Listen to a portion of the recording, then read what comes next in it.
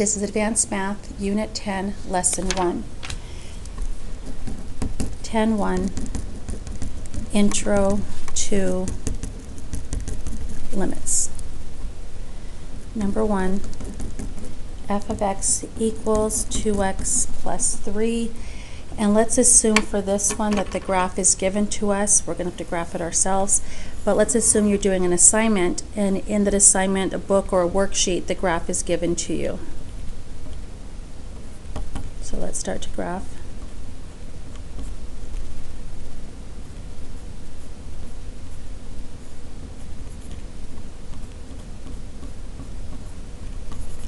Okay, y equals 2x plus 3. You go up 3, and then from there up 2 over 1, and then down 2 over 1.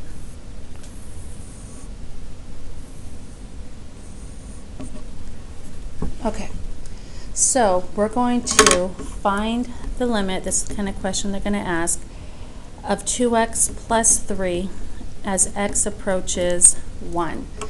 What that means is what's happening to the graph as you approach 1 from both directions. So here, there's the point. If I'm coming from the right-hand side going down and from the left-hand side going up, it's important that I'm approaching the same dot. And you can see that as I get closer and closer and closer, I'm getting to the same dot. And that dot is 1, 2, 3, 4, has a y value of 5. So my answer here is 5. Yes, you will have some that are easy where you could just plug in the 1. 2 times 1 is 2, plus 3 is 5. They're not all that easy, but some will be. Okay, even if, let's just pretend, you don't have to write this on your paper, but let's pretend that was an open circle and there was no value, it was undefined at that point. It would be a different equation, of course, but let's say it was undefined at that point. The answer would still be 5 because as I came from the right side and the left side, I still got closer and closer and closer to a y value of 5. It never equaled it because it's an open circle, but as I got closer, I was approaching it. That's what the limit means. Okay. Number 2. Let's make another graph.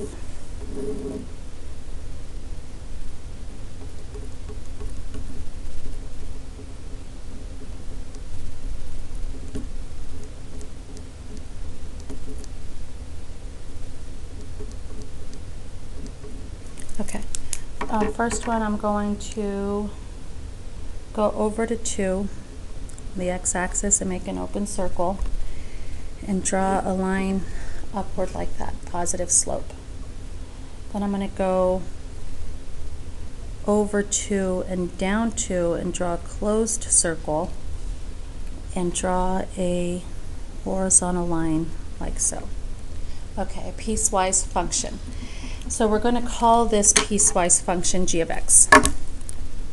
So the graph is g of x. I'm not giving you the actual equation for it, just the graph. The function here is g of x. And it is a function because it passes the vertical line test. And we're going to find the limit of g of x as x approaches 2. On as I approach from both sides. So coming from this side, as I get closer and closer, you can see I'm getting closer to, even though it's open, I'm getting close to a y value of 0. But when I come from the left side, on the left side I have a different graph because it's piecewise, and as I get closer and closer, I'm approaching a y value of -2. What does that mean? As I stated earlier, when you're approaching from both sides, you have to be approaching the same point. I'm not doing that here. You can see as I get closer and closer to an x value of 2, I'm approaching different y values. So that means my limit does not exist. Does not exist. The limit does not exist. And sometimes we'll write D&E for does not exist. Okay, so let's write down why it doesn't exist. The limit D&E does not exist because the limit must go towards the same y value from both sides of x.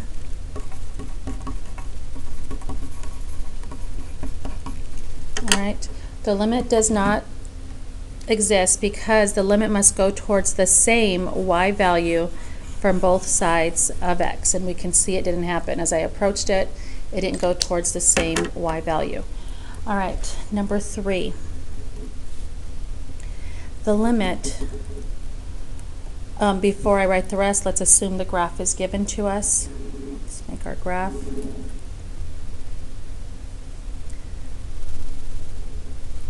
One, 2, 3, 4, 5 on the positive side. I'll put 5 on the negative side as well.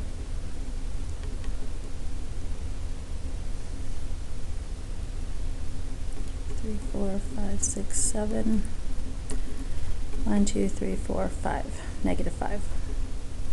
Okay.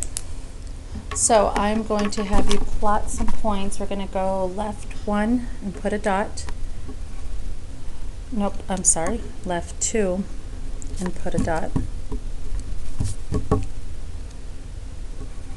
Right 2 and put a dot, and down 4.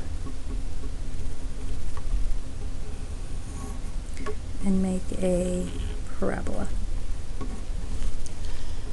Okay, so let's assume the graph is given to us. The limit of x squared minus 4 as x approaches negative 5. Okay, what does this mean? Now we have the graph, so we go over to negative 5, but you can see my graph isn't big enough. I mean, I could try to continue to graph it and see, but you're not going to get an approximate answer. So what you do is you ask yourself, does this graph have any restrictions? Is there any place where it's going to cut off or be piecewise like this one up here?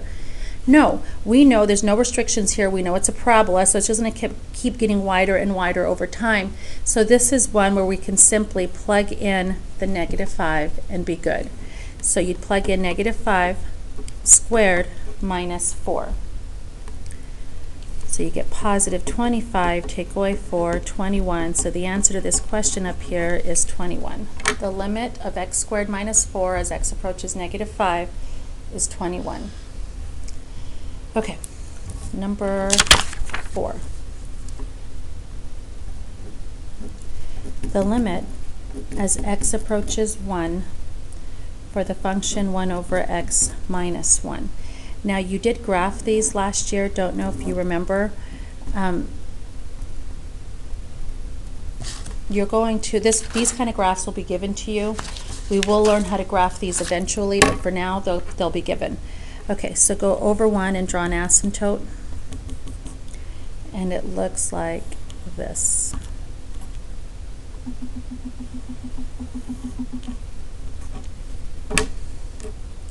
Okay, and this is what this is an x value of 1.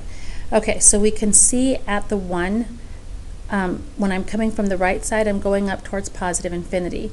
But when I'm coming from the left side, I'm going down towards a negative infinity.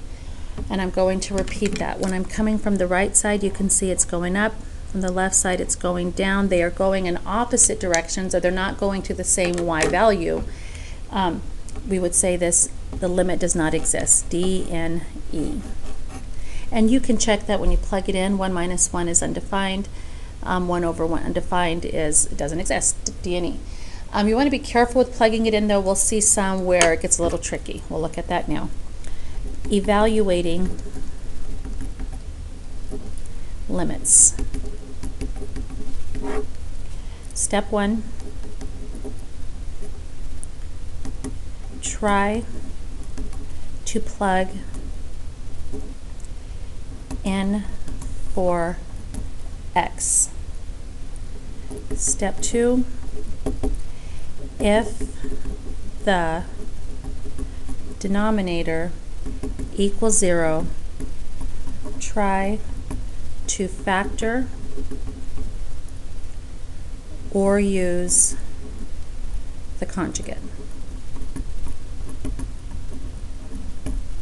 Okay, so let's take a look at some examples, and we'll try to come back to number 4 if we have time.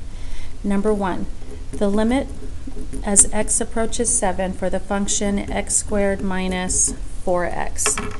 Okay, step 1, try to plug it in if we can, and it looks like it's going to work. We plug in 7 squared minus 4 times 7, and we do the work. 49 minus 28, and we end up with 21, and you're done.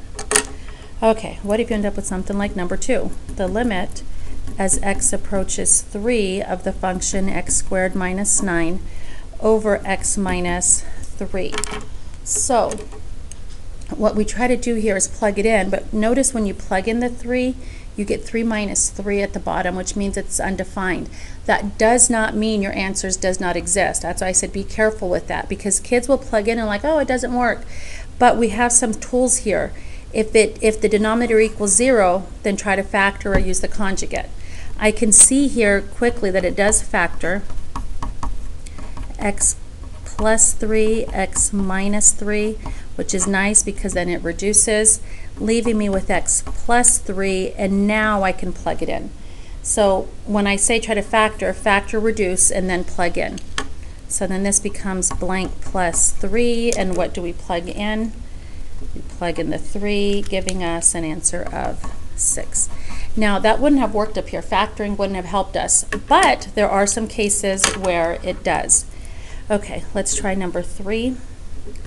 The limit as x approaches 0, and this is a big one, the square root of x plus 4 minus, the minus 2 is not inside the square root, all over x.